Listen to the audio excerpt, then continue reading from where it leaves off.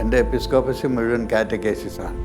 ഈ മാർക്കറ്റിൻ്റെ supply and ഡിമാൻഡിൻ്റെ ആ ക്രൂരത ഞങ്ങളെ എങ്ങനെയാണ് ബാധിക്കുന്നതെന്ന് അന്നേ തന്നെ എന്നെ വല്ലാതെ അലട്ടിയിരുന്നൊരു കാര്യമാണ്. എന്തെല്ലാം പ്രശ്നങ്ങളുണ്ടെങ്കിലും എനിക്ക് വെല്ലുവിളികൾ വളരെ ഇഷ്ടമാണ്. ചെയ്യുന്ന പണി കൃത്യമായിട്ട് സമർപ്പണ ബുദ്ധിയോടുകൂടി ചെയ്തുകൊണ്ട് പോവുക. നാളെ എന്ത് സംഭവിക്കും എന്നുള്ളത് ദൈവം നോക്കിക്കോളും. എന്നിലുള്ള ഏറ്റവും നല്ല സാധനം പൊളിവാകുന്നത് നിന്നെക്കൊണ്ട് ഇത് പറ്റില്ല എന്ന് പറഞ്ഞാൽ ഞാൻ പരമാവധി ശ്രമിച്ചത് പറ്റുന്ന ആൾ.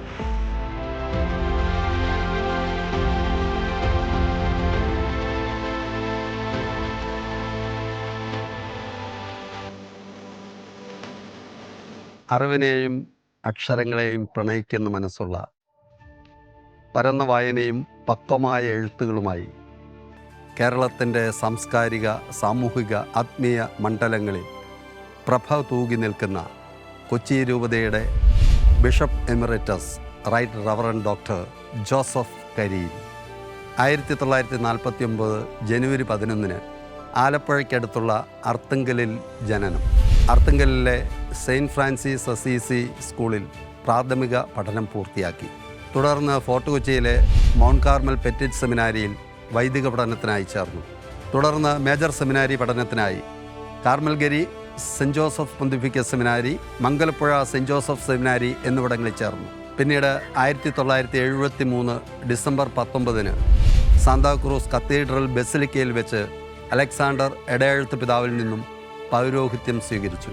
തുടർന്ന് 1974 മുണ്ടംവേലി സെയിൻറ്റ് ലൂയിസ് ചർച്ചിൽ അസിസ്റ്റന്റ് വികാരിയായി ഔദ്യോഗിക ശുശ്രൂഷകൾ ആരംഭിച്ചു. തുടർന്ന് 1977 മുതൽ ഒരു വർഷം ഫോർട്ട് കൊച്ചി സാന്താക്രൂസ് ബസിലിക്കയിൽ സേവനമനുഷ്ഠിച്ചു. തുടർന്ന് 1978 മുതൽ 1983 വരെ കാലയളവിൽ റോമിൽ സെയിൻറ്റ് അൽഫോൺസിയൻ അക്കാദമിയിൽ വെച്ച് ഉപരിപഠനം പൂർത്തിയാക്കി. പിന്നീട് റോമിൽ നിന്ന് തിരിച്ചെത്തി അരൂർ സെയിൻറ്റ് അഗസ്റ്റിൻ ചർച്ചിൽ വികാരിയായി ചുമതലയേറ്റു.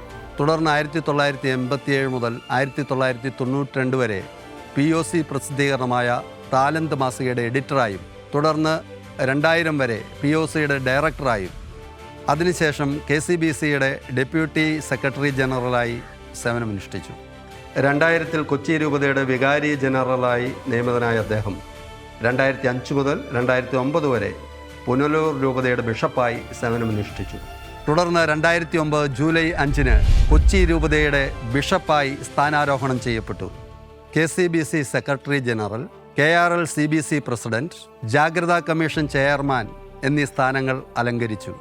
KRL CBC മതബോധന കമ്മീഷൻ ചെയർമാനായും Carmelgiri saint Joseph pontifical seminary episcopal commission അംഗമായും പ്രവർത്തിച്ചിരുന്നു.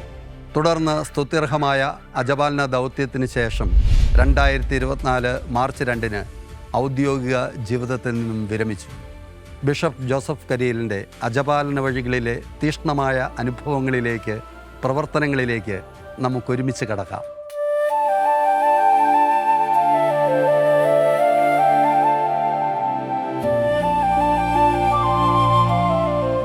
അജപാലന ശുശ്രൂഷയുടെ വഴികളിലെല്ലാം വളരെ ഹൃദയവിശുദ്ധിയോടെ, നിഷ്കളങ്ക ഹൃദയത്തോടെ സഞ്ചരിക്കുന്ന പിതാവിന് ഇടയ ശബ്ദത്തിലേക്ക് ഹൃദ്യമായ സ്വാഗതം. പിതാവെ, ഈ ഒരു സാധാരണ കുടുംബ പശ്ചാത്തലത്തിൽ നിന്ന് പൗരോഹിത്യത്തിലേക്കുള്ള ഒരു യാത്രയെ ഇപ്പോഴെങ്ങനെ നോക്കിക്കാണുന്നു? ഒരു സാധാരണ കുടുംബത്തിലാണ് ജനിച്ചത്. ഒരു കർഷക കുടുംബം എന്ന് വേണമെങ്കിൽ പറയാം. ഞങ്ങളുടെ മുന്നിൽ തന്നെ 2 കഷ്ണം വയലുണ്ടായിരുന്നു. അത് ശരി. അപ്പോൾ ആ വയലിൽ ഒരുപ്പ് കൃഷിയാണ്. ആ ഒരുപ്പ് കൃഷി കഴിഞ്ഞാൽ പിന്നെ 6 മാസം കരകൃഷിയാണ് അതിനകത്ത്. അവിടെ മത്തങ്ങ, കുമ്പളങ്ങ, മറ്റേ വെള്ളരിക്ക, പിന്നെ തണ്ണിമത്തങ്ങ എല്ലാം കൃഷി ചെയ്യുമായിരുന്നു. അപ്പോൾ ഈ വയലും വീടും എന്നുള്ളൊരു ബന്ധം അല്ലേ ചെറുപ്പത്തിൽ അതുണ്ട്. പിന്നെ മാത്രമല്ല അവിടെ കൃഷിക്ക് അവിടെ കൊയ്യാൻ വരുമ്പോൾ അമ്മയും എൻ്റെ പെങ്ങളും ഒക്കെ അവിടെ പോയിട്ട് കൃഷി ചെയ്യുമായിരുന്നു. അപ്പോൾ ഞാൻ ശ്രദ്ധിച്ചിട്ടുള്ള ഒരു കാര്യം, പിന്നീട് എന്നെ വിഷമിപ്പിച്ചിട്ടുള്ളൊരു കാര്യം, അവർ കൃഷി ചെയ്ത് കഴിഞ്ഞാൽ ഒരു അറ്റം എത്തിക്കഴിയുമ്പോൾ പിന്നെ വീണ്ടും തിരിച്ചു വന്ന് ഒരു പെർക്കുണ്ട്, താഴെ ഉതിർന്നു വീണത് അവർ പെറുക്കിക്കൊണ്ട് പോകും. പിൽക്കാലത്ത് ഞാൻ പിന്നെ ബൈബിള് വായിച്ചപ്പോൾ കൊയ്തു പോകുന്നവർ പുറകോട്ട് തിരിഞ്ഞു നോക്കരുത്, അത് പിന്നെ ഈ വരുന്ന പ്രാണികൾക്കും മറ്റു ഈ വരുന്ന എല്ലാവർക്കും വേണ്ടിയിട്ടാണ് എന്നത് അതെന്നെ വല്ലാതെ സ്പർശിച്ചായിരുന്നു. അത് ചെയ്യുന്നില്ലായിരുന്നല്ലോ എന്ന്. പിന്നെ കൃഷി ചെയ്യുമ്പോൾ ഉള്ള ഒരു കാര്യം എന്ന് പറയുന്നത്, ഒരു വർഷം മത്തങ്ങായുടെ വിളവ് കുറവാണെങ്കിൽ ആ വർഷം മത്തങ്ങായ്ക്ക് വലിയ വിലയായിരിക്കും. അതെ അതെ. ഞങ്ങളെല്ലാവരും കൂടി പിറ്റേ വർഷം എല്ലാവരും കൂടി മത്തങ്ങ കൃഷി ചെയ്യും. ആ വർഷം വില കിട്ടുമോ? ആ വർഷം ഇതിലിളങ്ങായി. അപ്പോൾ ഈ മാർക്കറ്റിൻ്റെ സപ്ലൈ ആൻഡ് ഡിമാൻഡിൻ്റെ ആ ക്രൂരത ഞങ്ങളെ എങ്ങനെയാണ് ബാധിക്കുന്നതെന്ന് അന്നേ തന്നെ എന്നെ വല്ലാതെ അലട്ടിയിരുന്നൊരു കാര്യമാണ്. അത് ഇന്നും തുടരുകയാണ്. ഇന്നും തുടരുകയാണ്. കാര്യം മാർക്കറ്റിന് ഇങ്ങനെയുള്ള താല്പര്യ ശക്തികൾ അവരതിൻ്റെ രീതിയിൽ അവർ മാനിപ്പുലേറ്റ് ചെയ്യുന്നത് കൊണ്ട് കർഷകന് ന്യായമായ രീതിയിലുള്ള പ്രതിഫലം ലഭിക്കുന്നില്ല. അപ്പോൾ ആ ഒരു രീതിയിൽ വരുമ്പോൾ അതിനെതിരെ ഒന്നും ചെയ്യാനായിട്ടും ആർക്കും, നമ്മൾ അന്നേരമൊന്നും ഒരു സോഷ്യൽ ആക്ടിവിസ്റ്റോ ഒന്നും അല്ലല്ലോ. പക്ഷെ ഇതിങ്ങനെ തുടർന്നു കൊണ്ട് പോകുന്നത് ശരിയല്ല എന്നൊരു തോന്നൽ അപ്പോഴും ഉണ്ടായിരുന്നു, അന്ന് തോന്നിയിരുന്നു. പിന്നെ ഇതങ്ങോട്ട് പോയി കഴിഞ്ഞപ്പോൾ ആ വയലിപ്പോൾ നികത്തി അവർ പിന്നെ അവിടെ കൂടെ വഴിയായി. ആ രീതിയിൽ അങ്ങനെ പോവുക. എത്ര കുട്ടികളായിരുന്നു നിങ്ങൾ? ഞങ്ങൾ 4 മക്കൾ, 2 ആൺമക്കളും 2 പെൺമക്കളും. മൂത്തത് 2 പെൺമക്കൾ. അതിനുശേഷം 40 വയസ്സായപ്പോഴാണ് ഞാൻ അമ്മ ജനിക്കുന്നത്. അത് കഴിഞ്ഞ് ഒരു 5-6 വർഷം പ്രായം കുറഞ്ഞാണ് എൻ്റെ അനുജൻ ജനിക്കുന്നത്. അപ്പോൾ എന്നെ വളരെ ശ്രദ്ധിച്ച് എങ്ങും വിടാതെയും ആരുമായിട്ടും അങ്ങനെ അടുപ്പമില്ലാതെ വളരെ ശ്രദ്ധിച്ച് ഡിസിപ്ലിൻഡായിട്ട് വലിയൊരു കരുതലുണ്ടായിരുന്നു. കാരണം എന്തെങ്കിലും സംഭവിച്ചാലോ എന്ന്. അപ്പോൾ അമ്മയ്ക്ക് 7 ആങ്ങളമാരുണ്ടായിരുന്നു. ആലപ്പുഴക്കാരത്തിയാണ്. പിന്നെ പെണ്ണുങ്ങളാരുമില്ല. ഇനി ഒരു പെണ്ണാണ് അമ്മ. പിന്നെ അപ്പച്ചന് 3 പേരായിരുന്നു. അവർക്ക് പെങ്ങന്മാരും ഇല്ലായിരുന്നു. എന്നെ ഫ്രീ ആയിട്ട് വിട്ടിരുന്നത് അടുത്തൊരു ലൈബ്രറി ഉണ്ടായിരുന്നു, ഒരു NSSകാരുടെ. അവിടെ പോകുന്നതിന് ഒരു തടസ്സവും ഇല്ലായിരുന്നു. അപ്പം ഞാൻ എഴുതാനും വായിക്കാനും ഒക്കെ പഠിച്ചത് സ്കൂളിൽ പോകുന്നതിന് മുമ്പ് തന്നെ പഠിച്ചിട്ടൊക്കെ ഉണ്ടായിരുന്നു. മാത്രമല്ല ഞാൻ ഈ കുട്ടിപ്പള്ളിക്കൂടത്തിൽ ഞാനൊരു ഫാസ്റ്റ് ലേണറായിരുന്നു. പഠിക്കുന്ന തോതനുസരിച്ചിട്ട് അദ്ദേഹം എഴുതി തന്നെ, ഞങ്ങൾ ഇതുമ്മേൽ എഴുതി തരികയാണ് നാരായം കൊണ്ട്. അത് അയാൾ ചെയ്യില്ല. കാരണം എന്നിട്ട് അക്ഷരം ഉറക്കുക എന്നതായിരുന്നു. എനിക്ക് അക്ഷരം ഉറക്കാൻ വലിയ പാടൊന്നുമില്ല. കാരണം എന്താണെന്ന് വെച്ചെന്നാൽ ആ പഠിക്കാനായിട്ട് കുറച്ച് നേരം എടുക്കും. കായ്ക്ക അതും എടുക്കും. അത് കഴിഞ്ഞിട്ടാണ് കാ കീ ഗു എന്ന്. അപ്പം കാ കീ ഗു അത് പഠിച്ചു കഴിഞ്ഞപ്പോൾ ഈ ഖ അധികരം അതുമേലും ഇത് തന്നെയാണല്ലോ ഈ അക്ഷരം പഠിച്ചിട്ടുള്ളതിന് വേറൊന്നും ഇല്ലല്ലോ. അപ്പം അതിന് പിന്നെ ഉറക്കാനൊന്നും എനിക്കില്ല. അതിൻ്റെ ബന്ധം എനിക്ക് കിട്ടിക്കഴിഞ്ഞപ്പോൾ പിന്നെ അവിടെ പോയിരുന്നിട്ട് കാര്യമില്ലാതെ കൊണ്ട് പിന്നെ അടുത്ത വീട്ടിലൊരു സാറ് വന്ന് പഠിപ്പിക്കുന്നുണ്ടായിരുന്നു അവിടെ. അപ്പം ഞാൻ അയാളുടെ അത് കേട്ടൊക്കെ ഇരിക്കുമായിരുന്നു. പഠിക്കാൻ സാധാരണഗതിയിൽ ഭേദമായിരുന്നു. അപ്പോൾ പിന്നെ ദൈവവിളിയിലേക്കൊക്കെ അപ്പം ഇങ്ങനെ ഞാൻ എല്ലാ ദിവസവും പള്ളിയിൽ പോകുമായിരുന്നു. അപ്പം അപ്പച്ചനുമൊക്കെ പള്ളി വരുമായിരുന്നു. അമ്മ വീട്ടിലെ കാര്യങ്ങളൊക്കെ നോക്കുകയായിരുന്നു. ഞങ്ങൾക്കൊരു വികാരി അച്ഛനുണ്ടായിരുന്നു. ആ അച്ഛൻ ഞങ്ങളെ എല്ലാവരെയൊക്കെ, അപ്പോൾ ധാരാളം പേര് പിന്നെ സെമിനാരിയിലേക്ക് പോകുന്നവരുണ്ടായിരുന്നു. ഇവരിങ്ങനെ എല്ലാ സെമിനാരിയൻസും തമ്മിൽ ഞങ്ങൾ ഇട്ടൊന്ന് ചൂടുകയൊക്കെ ചെയ്യുമായിരുന്നു. സെമിനാരിയിൽ ചേരാനായിട്ട് പ്രത്യേക എന്തെങ്കിലും ഒരു കാര്യം സൗഹൃദം നാച്ചുറലായിട്ട് അവിടെ പോവുകയാണ്. ഒരാൾ മുന്നത്താൾ സെമിനാരിലേക്ക് പോകുമ്പോൾ എന്നെ കൊണ്ടുപോകും. അപ്പോൾ എൻ്റെ നേരെ മുകളിൽ ഒരച്ഛൻ ഇപ്പോൾ അവിടെ ഉണ്ട്. ആ അച്ഛൻ പോയപ്പോൾ ഇൻ്റർവ്യൂ ഫേസ് ചെയ്യാനായിട്ടൊക്കെ എന്നെ പഠിപ്പിച്ചു ആണ് വിട്ടത്. ഞാനവിടെ ചെന്ന് കഴിഞ്ഞപ്പോൾ പിന്നെ ഈ അവർക്ക് ചോദ്യത്തിന് തലമുറകളായിട്ടൊരു ചോദ്യമേ ഉള്ളൂ. ഞാനതെല്ലാം പഠിച്ചിട്ടാണ് ചെന്നത്. അപ്പോൾ എൻ്റെ ഉത്തരവെന്ന് പറയുന്നത് കേട്ടിട്ട് ഈ അവിടെ എന്നെ ഇൻ്റർവ്യൂ ചെയ്തവർ അത്ഭുതപ്പെട്ടിട്ടുണ്ടാവും. കാരണം ഇത്ര കൃത്യമായിട്ട് ഒരു 15-16 വയസ്സുള്ള ഒരാൾ പറഞ്ഞു. റിസൾട്ട് വരുന്നതിന് മുമ്പ് തന്നെ ഞാൻ സെമിനാരിൽ പോയി. അത് കഴിഞ്ഞിട്ട് 67 2 കൊല്ലത്തെ ട്രെയിനിങ് കഴിഞ്ഞിട്ട് ഞാൻ ആലുവ കർമ്മലഗിരി സെമിനാരിൽ പോയി. പിന്നെ അവിടെ 3 വർഷം കഴിഞ്ഞിട്ട് 70 മംഗലപ്പുഴ സെമിനാറിലേക്ക് ചേർന്നു. അപ്പോൾ എല്ലാ രൂപതയിൽ നിന്നുമൊക്കെ ഉള്ള അച്ഛന്മാരുമായിട്ടും മറ്റായിട്ടൊക്കെ പരിചയപ്പെടാനായിട്ടൊക്കെ ഇത് അതിനുശേഷം വൈദിക പട്ടം സ്വീകരിച്ചു. വൈദികവട്ടം 73 ഡിസംബർ 19 പട്ടം സ്വീകരിച്ചു. അത് കഴിഞ്ഞിട്ട് അക്കാലത്ത് പിന്നെ എന്നോടനെ ഒരു അപ്പോയിൻ്റ് ചെയ്യാനായിട്ട് അന്ന് ഇതുപോലുള്ള പള്ളിയിൽ അങ്ങനെ വലിയ ഫങ്ഷൻസോ ആവശ്യമൊന്നുമില്ലായിരുന്നു. അതുകൊണ്ട് എന്നെ ബിഷപ്സ് ഹൗസിലാണ് പിതാവ് നിർത്തിയിരുന്നത്. അത് കഴിഞ്ഞിട്ട് ഞാൻ ഒറ്റക്കുള്ള കുർബാനയാണ്, അല്ലാതെ വേറൊന്നുമില്ല. പിതാവ് കുർബാന ചൊല്ലി കഴിഞ്ഞിട്ട് ഞാൻ അവിടെ കുർബാന ചൊല്ലും, അതങ്ങനെ നിൽക്കും. പിന്നെ ഞാൻ കടപ്പുറത്തൂടെ ഇങ്ങനെ നടക്കും, വേറെ ഒന്നും ചെയ്യാനില്ലല്ലോ. നടന്നു കഴിഞ്ഞ് ഇത്രയും പെറുക്കി അങ്ങോട്ട് അറ്റം വരെ പോകും. ആ വഴി പോയിട്ട് പിന്നെ തിരിച്ചു വന്നിട്ട് വൈകുന്നേരം വീണ്ടും ഇങ്ങനെയൊക്കെ പോയിട്ട്, അപ്പോൾ കടൽ കാണാനായിട്ട് എനിക്ക് നല്ല നല്ല ഇഷ്ടമാണ്. കാരണം അതിൻ്റെ തിരകളും ഇങ്ങനെ വന്ന്, അപ്പോൾ ഇങ്ങനെ എല്ലാം വിഴുങ്ങുമെന്ന് പറഞ്ഞ് വരികയും എന്നിട്ട് അവസാനം എല്ലാം കര കൊണ്ട് പോവുകയൊക്കെ ചെയ്യുന്ന ഒരു കാഴ്ച മനോഹരമായ ഒരു കാഴ്ചയാണ്. പിതാവ്, ഈ കടലിനെ കുറിച്ച് പറഞ്ഞു കഴിഞ്ഞപ്പം ഒരു കാര്യം ചോദിക്കാൻ തോന്നുവാണ്. കാരണം ഈ അർത്തങ്കൽ, ആലപ്പുഴ, കൊല്ലമൊക്കെ തീരദേശ പ്രദേശങ്ങളാണ്. അപ്പോൾ അവിടെ ഈ തീരദേശ ജനതയുടെ ഒരു ജീവിതം ഒത്തിരി ബുദ്ധിമുട്ട് നിറഞ്ഞാണല്ലോ. അതെ. അപ്പം അവരുടെ പ്രശ്നങ്ങളിൽ ഈ സഭയുടെ ഇടപെടലുകളെ പിതാവ് എങ്ങനെയാണ് വിലയിരുത്തുന്നത്? അത് അവർ ഈ ജനങ്ങൾ ഉദ്ദേശിക്കുന്നത് നേതൃത്വപരമായ ഇടപെടലുകളാണ്. ഇപ്പോൾ ജനങ്ങൾക്കെന്ന് പറഞ്ഞാൽ അവർക്ക് നേരിട്ട് ഇറങ്ങണതിന് പകരം ഞങ്ങളത് ലീഡ് ചെയ്യണമെന്നുള്ളതാണ് അവരാഗ്രഹിക്കുന്നത്. അപ്പോൾ എല്ലായ്പ്പോഴും ആ ഒരു രീതിയിൽ നല്ലതല്ല, ഇവർ വളരില്ല. അപ്പോൾ അവരെ കപ്പാസിറ്റേറ്റ് ചെയ്യുക, ബോധവാന്മാരാക്കുക, എന്നിട്ട് അവരുടെ മുൻഗണനയിൽ നമ്മൾ തൊട്ട് പുറകിൽ നിൽക്കുക എന്നുള്ള ഒരു രീതിയാണ് വേണ്ടത്. ഇപ്പോൾ ഈ കടപ്പുറം ഇങ്ങനെ വരുമ്പോൾ നിങ്ങൾ ഓർക്കേണ്ട ഒരു കാര്യം എന്ന് പറയുന്നത്, കടപ്പുറം മുഴുവൻ വൃത്തികേടായിട്ട് കടൽ മുഴുവൻ വൃത്തികേടാക്കുന്നത് ഞങ്ങളല്ല. കാരണം അത് ദൂരങ്ങളിൽ അവിടുന്ന് അഴുക്കുകൾ ഇങ്ങനെ പുഴ വഴി ഇങ്ങനെ വന്ന് കയറി അവിടെ വരുന്നതാണ്. എന്നിട്ട് ഈ പ്ലാസ്റ്റിക് അടിഞ്ഞ് കിടക്കുകയാണ്. അപ്പോൾ മീനൊന്നും ഇല്ലാതെ വരിക. അപ്പം നിങ്ങളുണ്ടാക്കുന്ന വേസ്റ്റാണ് അതിൻ്റെ ഫലം. ഞങ്ങൾ we have to pay for it. അത് ആ ഒരു രീതി അത് നമുക്കുണ്ടായിരുന്നു. അപ്പോൾ ഇത് ജനങ്ങളെ പറഞ്ഞ് മനസ്സിലാക്കുക എന്നുള്ളത് വളരെ ബുദ്ധിമുട്ടുള്ളൊരു കാര്യമായിരുന്നു.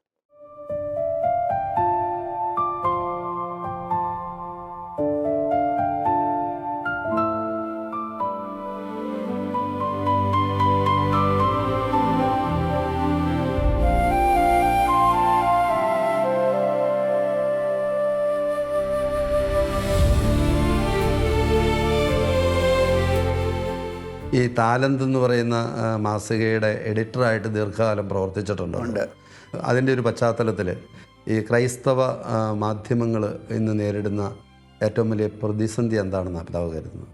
താലന്ത് എന്ന് പറയുന്നത് ഒരു മാസിക. അപ്പോൾ അതിൻ്റെ കാര്യങ്ങൾ പറയുമ്പോൾ ഉള്ള ഒരു സംഗതി എന്ന് പറയുന്നത്, അത് ഇങ്ങനെ നടക്കുമ്പോൾ നമ്മൾ ഒരു ഒറ്റപ്പെട്ട ശബ്ദമായിട്ട് അങ്ങ് പോകും. മാധ്യമത്തെ രംഗത്ത് ഇപ്പോൾ നടക്കുന്നത് എന്താണ് എന്ന് വെച്ചാൽ, അവർ മാധ്യമത്തെ വലിയ ആൾക്കാർ വിലക്കെടുത്തിട്ടുണ്ട്. വലിയ പരസ്യങ്ങൾ ഒന്ന് വീണ് കഴിഞ്ഞാൽ പിന്നെ അവർ സൈലൻസ്ഡായി. ഏറ്റവും വലിയ വാർത്തകൾ തന്നെ തമസ്കരിക്കപ്പെടുകയാണ്. പിന്നെ വേറെ ഒരു സംഗതികളും അതിനകത്ത് അത് ഇടപെടുന്നില്ല. അപ്പോൾ ഞങ്ങൾ ബൈബിളിൻ്റെയും കാറ്റഗേസിസിൻ്റെ ലൈനിലായിരുന്നു താലന്ത് മാസിക നിന്നിരുന്നത്. ഈ ഇന്നത്തെ ഒരു സാഹചര്യത്തിൽ യുവജനങ്ങൾ വളരെ പ്രസക്തമായിട്ടുള്ള ഒരു ഘടകമാണല്ലോ. ഇപ്പം യുവജനങ്ങൾ സഭയിൽ നിന്ന് മാറിപ്പോകുന്നുണ്ട്, അങ്ങനെ പിതാവ് കരുതുന്നുണ്ടോ? Yes and no. കാര്യം എന്താണെന്ന് വെച്ചെന്നാൽ അവർ വ്യത്യാസപ്പെട്ട മനുഷ്യരാണ്. അപ്പോൾ അവർക്ക് അവരുടെ നോളജിൻ്റെ രീതികളും അറിവിൻ്റെ സ്രോതസ്സും ഒക്കെ വളരെ വ്യത്യാസപ്പെട്ടതാണ്. അപ്പോൾ അവർ പറയുന്ന കാര്യങ്ങൾ മനസ്സിലാക്കാനും അതിനനുസരിച്ച് നീങ്ങാനും ഞങ്ങൾക്ക് പ്രയാസം ഉണ്ടാകും.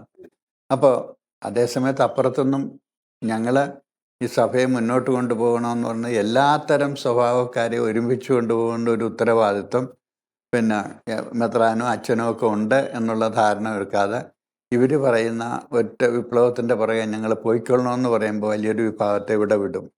അപ്പം നമുക്കെപ്പോഴും ഒരു തരം കോംപ്രമൈസിങ് ബാലൻസിങ് ആക്ട് ഉണ്ട്. അതുകൊണ്ട് ഇപ്പം ചിലർ വഴക്കിട്ടങ്ങ് പോകും. വല്ലാതെ ചേർത്ത് നിർത്തുന്നവരും ഉണ്ട്. ചേർത്ത് നിർത്തുന്നത് വളരെ പ്രയാസമുള്ള ഒരു കാര്യമാണ്. ചേർത്ത് നിർത്തിയില്ലെങ്കിൽ അവർ നഷ്ടപ്പെട്ടു പോവുകയും ചെയ്യും. അല്ല, അതുപോലെ തന്നെ ഈ ഒരു പ്രവാസ ജീവിതം ഇന്നത്തെ തലമുറ കൂടുതൽ മൈഗ്രേറ്റ് ചെയ്യാനായിട്ട് ഇഷ്ടപ്പെടുന്നുണ്ടല്ലോ. അപ്പം അതിനെക്കുറിച്ച് പിതാവിൻ്റെ ഒരു കാഴ്ചപ്പാട് എന്താ? ഇപ്പോൾ ഞാനാണെങ്കിൽ എല്ലാവരും പറയുന്ന ഒരു വീടുണ്ട് എന്നുള്ളൊരു ഓർമ്മ എപ്പോഴും ഉണ്ടാകണം. അപ്പോൾ എന്നിട്ട് ആ വീട് വിൽക്കാതെ വേണം പോകാനായിട്ട്, തിരിച്ചു വരാനൊരു ഇടം ഉണ്ട് എന്നുള്ള ബോധത്തിൽ. അതിൻ്റെ കാര്യം, ഈ മുകുന്ദൻ നോവലിസ്റ്റ് ഉണ്ടല്ലോ, അയാൾ പിന്നെ ഈ ലോകം മുഴുവൻ ചുറ്റി സഞ്ചരിച്ച് കഴിഞ്ഞേച്ചും ഇവർ വിചാരിച്ചിരിക്കുന്ന കള്ളും കഞ്ചാവും അടിച്ചിട്ട് അയാൾ തോന്നിയത് അനുസരിച്ചിട്ടൊക്കെ ചെയ്യും. എന്നിട്ട് അയാൾ എഴുതിയതെല്ലാം വായിച്ചു ഓരോരുത്തരും അങ്ങനെ പോയി. അയാൾ എന്തേ ആയില്ലെന്ന് പറഞ്ഞ് അയാളോട് ചോദിച്ചു കഴിഞ്ഞപ്പോൾ അയാൾ പറഞ്ഞു, എനിക്കെപ്പോഴും എൻ്റെ ഉള്ളിലുണ്ടായിരുന്നത് തിരിച്ചു വരാനൊരു വീടുണ്ട് എന്നുള്ള ബോധമാണ് നമ്മളത്. അപ്പോൾ ഉള്ള സംഗതി ഫോട്ടോ കൊച്ചിയിലൊക്കെ എല്ലാവരും വിട്ടിട്ട് പോകുമ്പോൾ ഞാൻ തുടർച്ചയായിട്ട് ഒരു കാരണവശാലും ഈ വീട് വിൽക്കരുത്, തിരിച്ചു വരുമ്പോൾ നമുക്കൊരു റൂട്ടാണ്ടാണ്. ഒരു കാലത്ത് നമ്മൾ അവിടുന്ന് പുറത്താക്കപ്പെടും. അപ്പോൾ തിരിച്ചു വരാനായിട്ട് എന്നാലും ഇവിടെ ഒരു ഉണ്ടാകണം. പ്രത്യേകിച്ച് നമ്മുടെ റൂട്ട് ഇതാണ്. അതുകൊണ്ട് അത് വളരെ മനോഹരമായിട്ടുള്ള ഒരു ചിന്തയാണ്. പിതാവ് ഇപ്പം വിശ്രമ ജീവിതത്തിൽ എങ്ങനെ എൻജോയ് ചെയ്യുന്നു, അല്ലെങ്കിൽ എന്താണ് പിതാവ് ചെയ്യുന്നത്? അപ്പം ഞാൻ രാവിലെ മുതൽ ഇങ്ങനെ വായിക്കും. പിന്നെ യൂട്യൂബിൽ സംഗതികൾ, ഈ പിന്നെ വിവിധ ആംഗിളിലുള്ള ഇഷ്ടംപോലെ കാര്യങ്ങൾ അപ്പോൾ നടക്കുന്നത് മുഴുവൻ ഞാൻ അറിയുന്നുണ്ട്. പിന്നെ ആരെങ്കിലുമൊക്കെ ഇങ്ങനെ വന്നിട്ട് ദീർഘമായിട്ട് സംസാരിക്കും. എനിക്കങ്ങനെ ഫ്രീ ടൈം ഇല്ല, ഉറക്കം വളരെ കുറവാണ്, ഡിസ്റ്റർബ്ഡാണ്. പിന്നെ ഇപ്പം ഞാൻ ഒരു 2 മാസമായിട്ട് 1.5 മാസമായിട്ട് പിന്നെ പിതാവ് അവിടെ ഇല്ലാത്തതുകൊണ്ട് ഞാൻ ഡെയിലി എന്നതുപോലെ അവിടെ പോയിട്ട് പള്ളികളിലെല്ലാം ഒപ്രീശുമായും മറ്റതും എല്ലാം കൊടുക്കുന്നുണ്ട്. ആൾക്കാരുടെ അടുത്തേക്ക് ചെന്ന് കഴിഞ്ഞാൽ എനിക്ക് നന്നായിട്ട്, ഇപ്പം ഞാൻ നടത്തുന്നത് മുഴുവൻ കാറ്റക്കേസിസാണ്.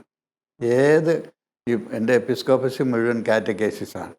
അപ്പോൾ സാമൂഹികമായ കാര്യങ്ങൾ എടുത്തു വച്ചിട്ട് അതിനെ വിശകലനം ചെയ്തുകൊണ്ട് നമ്മുടെ വിശ്വാസത്തെ അതെങ്ങനെ ആയിട്ട് ബന്ധപ്പെടാനായിട്ട് എന്നുള്ളൊരു ഒരു രീതിയിൽ വരുമ്പോൾ എനിക്ക് സമയത്തിനൊരു പ്രശ്നമില്ല. പിന്നെ ഞാൻ എന്തെങ്കിലുമൊക്കെ തമാശയായിട്ടുള്ള സാധനങ്ങൾ കാണുകയും വായിക്കുകയും, കാരണം അതും കൂടി വന്നില്ലെങ്കിൽ മനസ്സ് പ്രക്ഷുബ്ധമായി പോയി. പിന്നെ ഞാൻ സിനിമ കാണാറുണ്ട്. പിതാവ്, ഇനി ഒരു കാര്യം ചോദിക്കാനുള്ളത്, പിതാവ് റെജിനച്ചൻ മരിച്ചു കഴിഞ്ഞപ്പോൾ പറഞ്ഞ പ്രസംഗം ഞാൻ കേട്ടായിരുന്നു. വളരെ ഹൃദയസ്പർശിയായിട്ടുള്ള ഒരു പ്രസംഗമായിരുന്നു. അതിൻ്റെ ഒരു അവസാന ഭാഗത്ത് വിതുമ്പിക്കരയുന്ന ഒരു മെത്രാനെ പ്രേക്ഷകർ കണ്ടു. അത് മാത്രമല്ല, ദൈവമേ നീ എന്തിന് ഇങ്ങനെ ചെയ്തു എന്ന് പരാതി പറഞ്ഞു. അതിനൊരു എക്സ്പ്ലനേഷനൊക്കെ കൊടുക്കുന്നുണ്ട്. അപ്പം അത്ര ഹൃദയ പരമാർത്ഥതയോടുകൂടി മുന്നോട്ട് പോകാനായിട്ട് ഒരു പ്രേരണ, ഒരു ആർദ്രത, ഒരു സ്നേഹം അത് പ്രകടിപ്പിക്കുകയും കൂടെ ചെയ്യുന്നതിൻ്റെ പിന്നിലെ ഒരു ചൈതന്യം. അതെന്താണെന്ന് വെച്ചെന്നാൽ, അച്ഛനായിട്ട് 1 വർഷമായ ഒരാളെയാണ് ഞാൻ ചാൻസലറാക്കുന്നത്. ഒരു മനുഷ്യനും അത് ഉൾക്കൊള്ളാനായിട്ട് കഴിയുന്നില്ല. അപ്പോൾ ഇത് പിന്നെ അയാളാക്കുമ്പോൾ എനിക്ക് അയാളെ കൊണ്ട് ചെയ്യാൻ ഉദ്ദേശിക്കുന്നത് അയാൾ ആരാണെന്നുള്ള ധാരണ എനിക്കുണ്ടായിരുന്നു. അതുകൊണ്ട് ഞാനങ്ങനെ ആക്കിക്കഴിഞ്ഞപ്പോൾ ആണ് ഇയാളുടെ ഈ അസുഖത്തിൻ്റെ കാര്യം വന്നു. അപ്പോൾ ഏത് നേരവും മരിക്കാനാവുന്ന ഒരാളാണ് എന്നുള്ളത്. പക്ഷേ പെട്ടെന്ന് ഇങ്ങനെ അങ്ങോട്ട് ഒന്നും മരിച്ചെന്ന് കഴിഞ്ഞപ്പോൾ എനിക്കത് ഉൾക്കൊള്ളാനായിട്ട് ഭയങ്കര പ്രയാസമായിരുന്നു. എൻ്റെ പിന്നെ ഈ സർവ്വതും, കാരണം ഇനി ഞാൻ എങ്ങനെ ഇതുമായിട്ട് എല്ലാം കാര്യം, ഞങ്ങൾക്ക് വളരെ ചരിത്രമുള്ള ഒരു രൂപതയാണ് 557. അപ്പം അതെല്ലാം പിന്നെ ഇതൊക്കെ ഒന്ന് ആർക്കൈവ് ചെയ്യാൻ വേണ്ടിയിട്ടുള്ള ഉദ്ദേശത്തോടുകൂടി അയാൾ പതുക്കെ പണി തുടങ്ങിയതായിരുന്നു. അതിസമർത്ഥൻ. അയാൾ കോളേജിൽ പ്രൊഫസറായിരിക്കുന്ന നേരത്താണ് അയാൾ ഈ അച്ഛനാകാനായിട്ട് ഇങ്ങോട്ട് വന്നത്.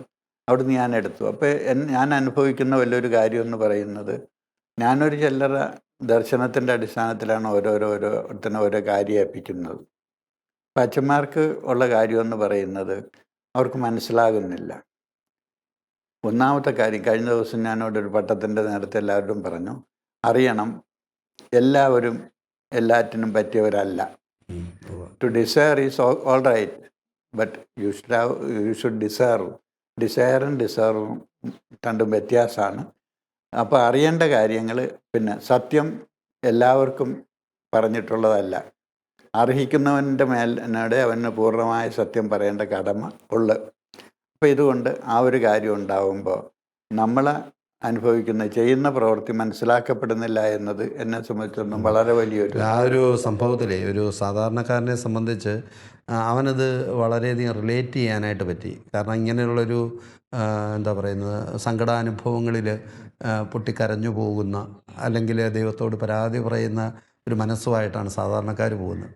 ഒരു മെത്രാൻ അങ്ങനെ ചെയ്തപ്പോൾ ഈ സാധാരണക്കാർക്ക് അത് റിലേറ്റ് ചെയ്യാൻ പറ്റി എന്നുള്ളതാണ്. അപ്പം ഇതൊക്കെ എനിക്ക് വിശ്വാസമുള്ളതെന്ന് പറയുന്നത് ദൈവപരിപാലനയിൽ. അതെ, പരിശുദ്ധാത്മാവിൻ്റെ ഒരു ഇൻഡ്യൂഷൻ്റെ നമുക്ക്. അപ്പം അത് കാരണം നമ്മളെ അറിയാത്ത തരത്തിൽ ഇങ്ങനെയൊക്കെയുള്ള അനുഭവങ്ങളുണ്ട് ധാരാളമായിട്ട്. പിന്നെ എന്തെല്ലാം പ്രശ്നങ്ങളുണ്ടെങ്കിലും എനിക്ക് വെല്ലുവിളികൾ വളരെ ഇഷ്ടമാണ്. അപ്പോൾ എന്നിലുള്ള ഏറ്റവും നല്ല സാധനം പൊളിവാകുന്നത് നിന്നെക്കൊണ്ട് ഇത് പറ്റില്ല എന്ന് പറഞ്ഞാൽ ഞാൻ പരമാവധി ശ്രമിച്ചത് പറ്റുന്നതാക്കും. തോറ്റാൽ അപ്പോഴും ഓണറബിളായിട്ട്, പിന്നെ ഈ നല്ല മാർഗത്തിലൂടെയാണ് എന്നെ ഒരാൾ തോൽപ്പിച്ചാൽ ഞാൻ അയാളെ നമിക്കും. കാരണം എന്നേക്കാൾ പിന്നെ ശ്രേഷ്ഠനായതുകൊണ്ട് അവനെ. അല്ലാതെ സൂത്രപ്പണിക്കാണ് ഞാൻ സമ്മതിക്കില്ല, ഞാൻ ഇന്ന് ഫൈറ്റ് ചെയ്യും. അപ്പം അത് ഈ വെല്ലുവിളി എന്ന് പറയുന്നത് അപ്പോൾ എഴുന്നേൽക്കുമ്പോൾ അല്ല, ഇത് ഇപ്പം പിതാവ് പറഞ്ഞ കാര്യം യുവജനങ്ങൾ മാതൃകയാക്കേണ്ട ഒരു കാര്യം കൂടിയാണ്. അപ്പോൾ കാരണം ഒരു തരത്തിലും കീഴടങ്ങുന്ന മനസ്സല്ല എൻ്റെത്. കാരണം എന്താണെന്ന് വെച്ചാൽ ചെറുപ്പം മുതൽ തന്നെ റിഫ്ലക്ഷൻസിലാണല്ലോ ജീവിക്കുന്നത്. കാരണം കൂട്ടുകൂടലില്ല, വണ്ടിയില്ല, ഒരു വണ്ടി ഓടിക്കാൻ അറിയില്ല, മറ്റതില്ല. എന്നാൽ ഏറ്റവും കൂടുതൽ സഞ്ചരിക്കുന്നുണ്ട്. കേരളം മുഴുവൻ ഞാൻ സഞ്ചരിച്ചിട്ടുണ്ട്. ഈ പുറകിലും മറ്റതും ഓടിയേക്കുന്നു. തൃശ്ശൂർ പൂരം കാണാൻ പോയിട്ടുണ്ട്, കൊടുങ്ങല്ലൂർ, ഭരണി, എല്ലാ അനുഭവങ്ങളും ഞാൻ അത് നോക്കും. പക്ഷേ എന്നാലും പിന്നെ നമുക്കൊരു അടിസ്ഥാനപരമായൊരു സ്റ്റാൻഡുണ്ട്, അറിയാതൊന്നുമല്ല. അപ്പം ഇത് ഒരു വെല്ലുവിളികളെ ഒഴിവാക്കാനുള്ളതല്ല, പിന്നെ ഫേസ് ചെയ്യാനുള്ളതാണ്.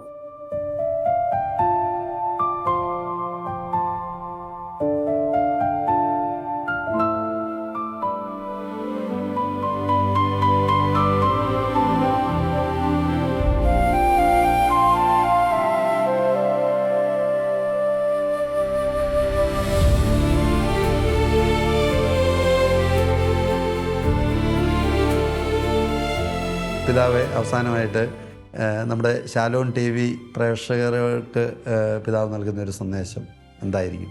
അതായത് അൽമായയുടെ ഇനീഷ്യേറ്റീവിൽ കാര്യങ്ങൾ നടത്താൻ തീരുമാനിച്ചാൽ, ഒരാളൊരു കാര്യം പിന്നെ മുൻകൈ എടുത്താൽ ചേരാൻ ഒരാൾ എവിടെയെങ്കിലും ഉണ്ടാകും.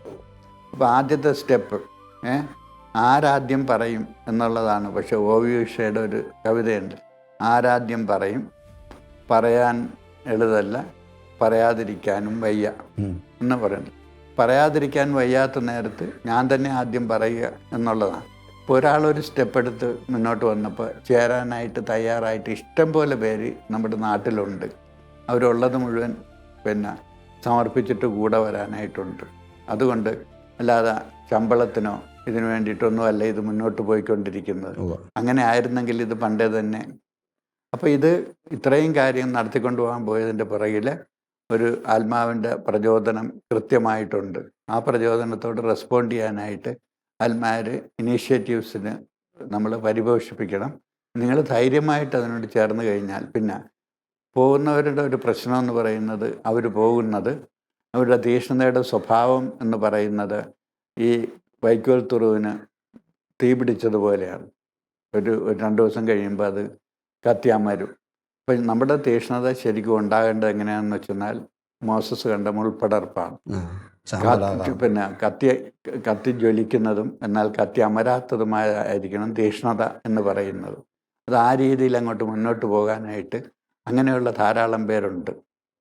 അത്ഭുതങ്ങളും അടയാളങ്ങളും ഈ കാലത്തും ഉണ്ടാകും, അതിനൊരു സംശയം വേണ്ട. കാര്യം ഇത് ദൈവത്തിൻ്റെ കാലമാണ്, ദൈവത്തിൻ്റെ സമയമാണ്. ഇപ്പോൾ പ്രത്യേകിച്ച് പിന്നെ ലോകാവസാനം വരാൻ പോകണമെന്നൊന്നും പറഞ്ഞ് ആളെ ഭയപ്പെടുത്താനായിട്ട് പാടില്ല. വിശുദ്ധ പങ്ക്രാസ് പിന്നെ ലോകാവസാനം വരുമ്പോൾ ഓരോരുത്തർ പറയും ഞാൻ പള്ളിയിൽ പോകും, ഖുർആൻ ചൊല്ലും എന്നൊക്കെ പറഞ്ഞു കഴിഞ്ഞപ്പോൾ പങ്ക്രാസ് പറഞ്ഞു, ഞാൻ ആ നേരത്ത് പിന്നെ ഇവിടെ ഇരുന്ന് കളിക്കുകയാണ്, അത് ഞാൻ കളിച്ചുകൊണ്ടിരിക്കുമെന്ന് പറഞ്ഞു. ആ മനസ്ഥിതിയോടുകൂടി ചെയ്യുന്ന പണി കൃത്യമായിട്ട് സമർപ്പണ ബുദ്ധിയോടുകൂടി ചെയ്തുകൊണ്ട് പോവുക. നാളെ എന്ത് സംഭവിക്കും എന്നുള്ളത് ദൈവം നോക്കിക്കോളും. പിതാവ്, പ്രചോദനാത്മകമായിട്ടുള്ള ധാരാളം ചിന്തകളിലൂടെയാണ് കടന്നുപോയത്. ഇപ്പോൾ ഈ എപ്പിസോഡ് അവസാനിപ്പിക്കുമ്പോൾ ഒരു പ്രാർത്ഥനയോടുകൂടി നമുക്ക് അവസാനിപ്പിക്കാമെന്ന് കരുതുകയാണ്.